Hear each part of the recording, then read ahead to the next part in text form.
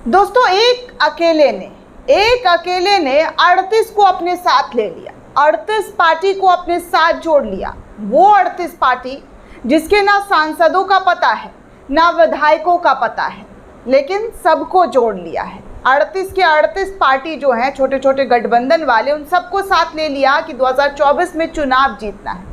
विपक्ष ने गठबंधन क्या कर लिया, 38 पार्टी को जोड़ लिया गया। चलो अच्छी बात है, 38 को ले आए आप।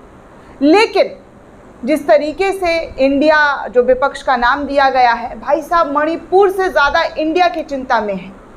साहब जी को विपक्ष के गठबंधन की चिंता है। आज तो हद तब हो गई जब सारा देश मणिपुर की चिंता में लगा हुआ है, मणिपुर पर सवाल छोड़ा है। देश छोड़िए, दुनिया में इस बात की चर्चा हो रही है। जहाँ साहब बॉस कहलवाते हैं, विश्व गुरु बनते हैं, वो तक मणिपुर पर चर्चा करने को बोल रहा है। लेकिन हमारे राजा जी विपक्ष के नाम की चिंता में डूबे जा रहे हैं। अब आप बताइए कि क्या ये वक्त है इस तरीके के बयानबाजियों का? क्या ये सही समय है?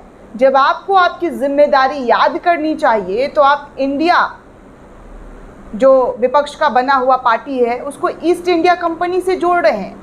अंग्रेज़ों की कंपनियां आपको याद आ रही है, पीएफआई आप पीएफआई के नाम से जोड़ रहे हैं, ऐसी टिप्पणियां कर रहे हैं। प्रधानमंत्री इस बात से, जी हाँ, इस बात से लोग दुखी हैं कि बार बार संसद के अंदर बैठक करने को बोला जाता है, जिसकी बैठक संयोग से संसद परिसर में भी हुई आज दोस्तों। लेकिन अफसोस की बात, प्रधानमंत्री जी ने आज विपक्षी गठबंधन इंडिया पर कटाक्ष कर दिया। ईस्ट इंडिया कंपनी और पॉपुलर फ्रंट ऑफ इंडिया जैसे नामों का हवाला देते हुए टिप्पणी कर दी। कहा कि केवल देश के नाम को इस्तेमाल से लोगों को गुमराह नहीं किया जा सकता। अब मेरा सवाल सिर्फ एक है सत्ताधारियों से कि क्या आप दिन रात विपक्ष के बारे में सोचते हैं? जो इंसान खुद कहते हैं कि मैं 18 घंटा काम करता हूँ, देश सेवा में लगा रहता हूँ, उस शख्स से क्या ऐसे बयान की उम्मीद की जा सकती है? वो भी तब जब मणिपुर जल रहा है। मणिपुर को छोड़कर आप इंडिया कर रहे हैं। इंडिया नाम रख ही लिया तो इसमें क्या बुराई? कल तक तो आप खुद भी वोट फॉर इंडिया करके वोट मांग रहे थे। फिर आज वही इंडिया आपको ईस्ट इंडिया कंपनी कैसे लग रही है? क्या इससे ये साफ नहीं लग रहा है दोस्तों, सत्ता से बढ़कर इनके लिए कुछ और नहीं है? ऐसा नहीं लग रहा है कि सिर्फ और सिर्फ सत्ता पाने के लिए, कुर्सी पाने के लिए ये सब कुछ किया जा रहा है? मणिपुर, मेघालय, ये दो राज्य की स्थिति सबके सामने है, पूरे देश के सामने है। और मणिपुर से तो काफ़ी चिंताजनक जो चीज़ें हैं, जो तस्वीरें हैं, वो बार बार दिखाई दी जा रही है, सामने आ रही है।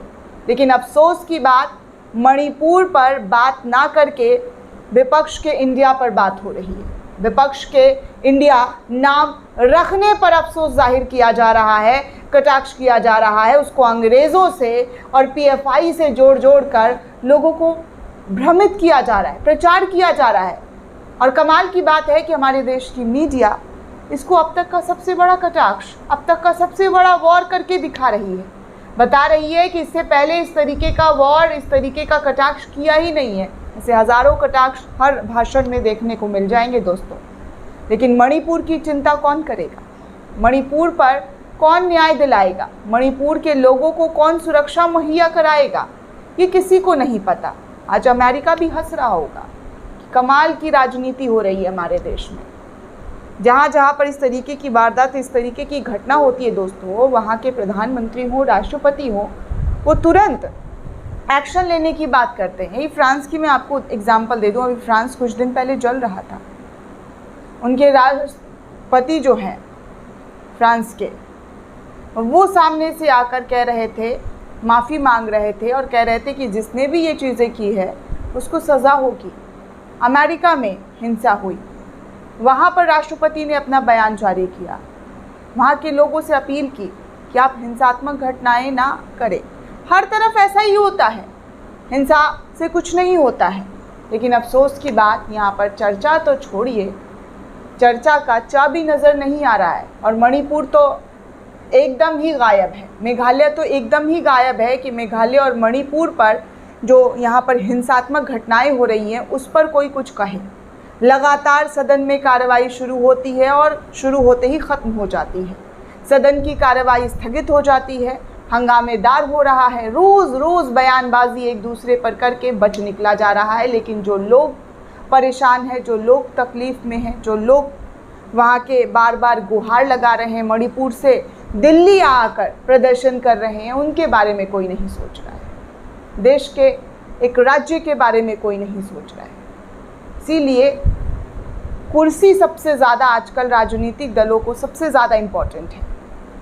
कुछ हो ना हो, लेकिन सत्ता हाथ में ज़रूर होना चाहिए। और आपको ये डिसाइड करना होगा दोस्तों कि किस तरीके से जो है आजकल नेता लोग काम कर रहे हैं, कैसे कुर्सी पाने की होड़ में कुछ भी बयानबाजी कर रहे हैं, कुछ भी बोलकर निकल जा रहे हैं। लेकिन अब वक्त आ गया है, नेताओं की भी जिम्मेदारी होनी चाहिए। नेताओं को भी अपनी जिम्मेदारी पूरी तरीके से निभानी चाहिए, जिसके लिए वो जनता से वादा करते हैं। उनको कहते हैं कि हम आपकी तमाम उम्मीदों पर खरा उतरेंगे। क्या उम्मीदों पर खरा उतरा जा रहा है? क्या जो जिम्मेदारी है वो पूरी तरीके से ईमानदारी से निभाई जा रही है? ये सारे सवाल के जवाब आप हमें कमेंट करके ज़रूर बताइएगा। साथ ही साथ चैनल को सब्सक्राइब करना बिल्कुल भी ना भूलें।